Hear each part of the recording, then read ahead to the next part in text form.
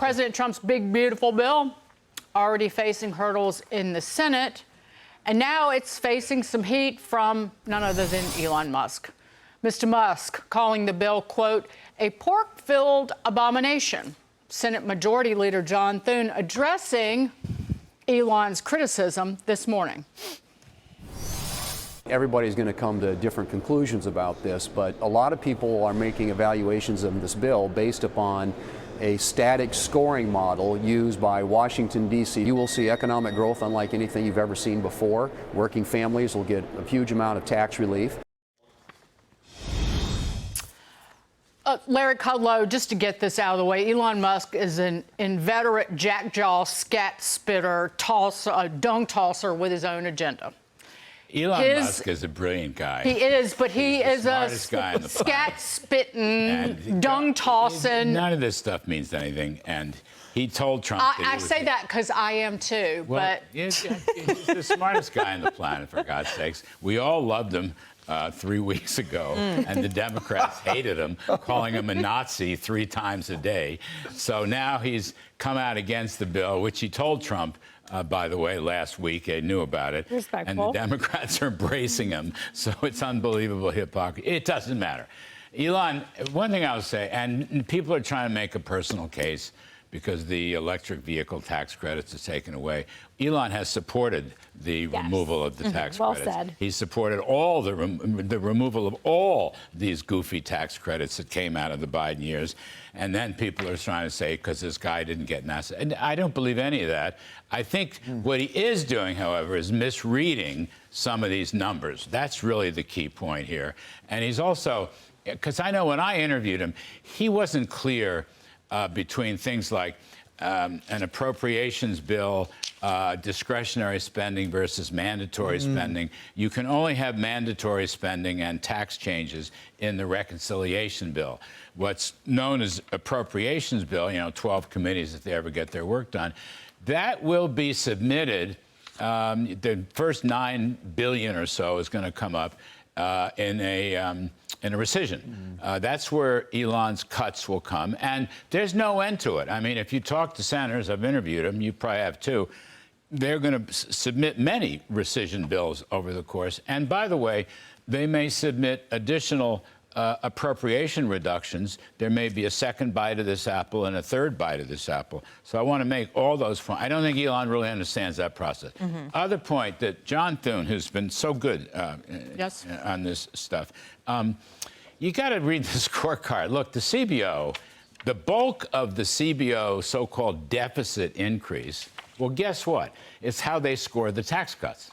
Okay, now that's silly because in the 2017 tax cut bill, revenues went up about $1.5 trillion above the CBO estimate. Okay, so Thune has been talking about a growth dividend, and I had Langford on last night, who's also on the Finance Committee, talking about the same thing. Here's what they're saying, and this is really important, and it's bullish as hell.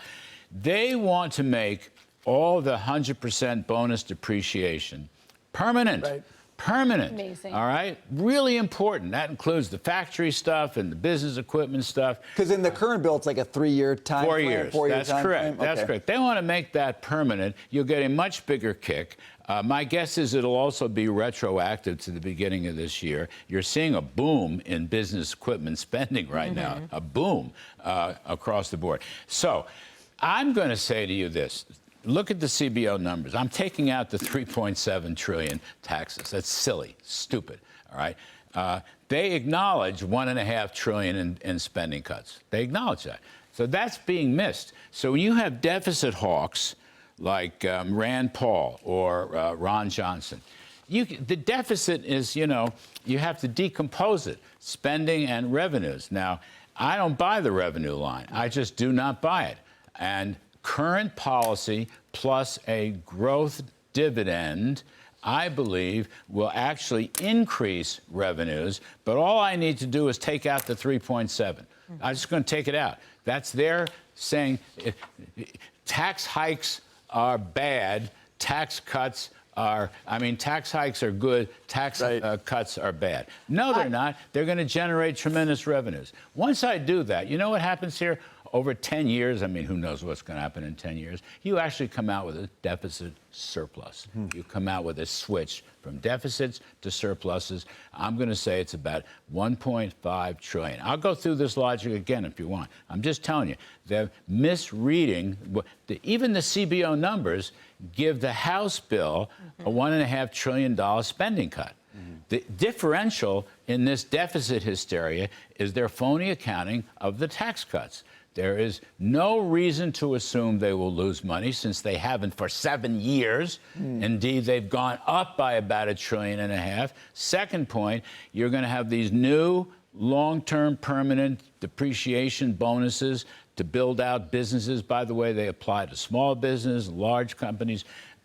That's growth dividend material that will even add to the revenues. So I think, you know, when you size this up, it's a very strong case. I don't think Elon understands that. But he's the smartest guy on the planet. I want to. Why not? But when he never understood the process. I saw it when I interviewed him.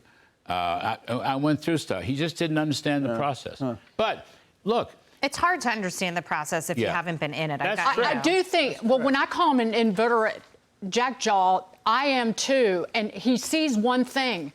He sees the people in the Senate who are not willing to even cut the spending that is being cut in the House bill. Which people are? Josh Hawley. Oh, he. Okay, I can name them. Would you like me to name them? Name 'em. Okay. Ron Johnson, he wants bigger spending cuts. He wants bigger cuts. Mike Lee wants bigger spending cuts. Rand Paul wants bigger spending cuts. A whole bunch of them. Murkowski and Collins. No, Murkowski and Collins, they don't want to cut. They don't want to phase out the IRA green energy handouts. Well, then we'll make a deal. Okay, it's not that big a number, by the way. We'll make a deal. You know what's good about this? Listen. First of all, I want to repeat my view. Elon Musk is a brilliant guy. I have no interest in attacking him. Well, I was joking, Larry. So. But second point I want to make is this thing, for the first time in years and years and years, reinforces the original eligibility laws regarding Medicaid, welfare, and SNAP food stamps, et cetera, et cetera. Able-bodied people should be out there working. And the numbers are staggering. I saw some numbers before. 70% of the recipients are able-bodied and don't work. 70% some odd. That's what's in this bill. Now, Josh Hawley was making a big stink. I'm here to tell you he will vote for the bill. He's making less of a stink lately. That's right. I know. I think the president dealt with it. These guys all have their day in the sun. Yeah. I don't know what it is. It's Murkowski, Collins, Tom Tillis, John Curtis, and Jerry Moran said that they oppose the full total repeal of the IRA green energy credits. Oh, good for them. How about the fact? Can I say something about that? Of course. Remember when Elon Musk was the co-president? And now they disagree. I don't hear anybody talking about that anymore. So he's not in charge? He was me? the co-president and he was Adolf Hitler's Remember, cousin. he was the guy in charge, and now he's the guy who's disagreeing because the Democrats can't tolerate the fact that maybe within a party they'd have some debate. Too. This is healthy debate. I'm with you on that. You know what, Elon, who opposes these various climate change credits and whatnot, he may actually work on these other senators to tell them not to extend it. I mean, his analysis is correct. I just don't think he understands the budget aggregates. But whatever, he's entitled to his opinion. It's not going to influence. The only thing it does is it makes Chuck Schumer and all these others look stupid because now they say, I stand with Elon. I stand with Elon. Last week you said he was Mussolini. This week he's your best friend. There. How the tides change. I was curious about your thoughts, and Jackie, you've been talking a lot about this, about how they had not been incorporating a lot of the tariffs, just given how much they fluctuate. And the CBO comes out today in response to a letter that Chuck Schumer sent. And they say that the increase in collections from tariffs would reduce primary deficits by $2.5 trillion. In the absence of any effect on the U.S. economy, it would reduce total deficits by $3 trillion altogether. but given that the change in tariffs will reduce blah, blah, blah, given the change in the size of the economy, blah, blah, blah, 2.8. So it's anywhere from 2.5 to 3 trillion in the next 10 years. Is that something that you can rely on? Is that just an added bonus? How do I start to think about revenue from tariffs? I'm assuming it's the 10% universal baseline tariff. That math checks out. Yeah. So in round numbers, what, 4 trillion in imports, more or less.